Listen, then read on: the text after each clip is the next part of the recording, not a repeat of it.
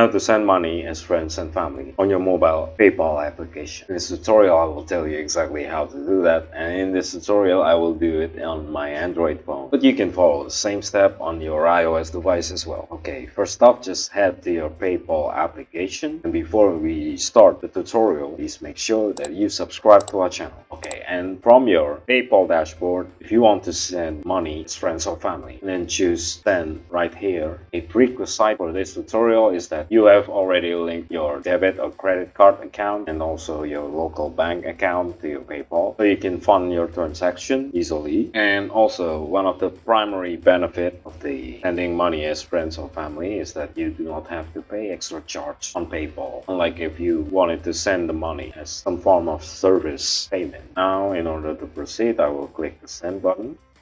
And from the send button, you can choose your contacts right here, or you can enter manually the name or the email of the person that you wanted to send PayPal money to. So for instance, I will enter my other test account here.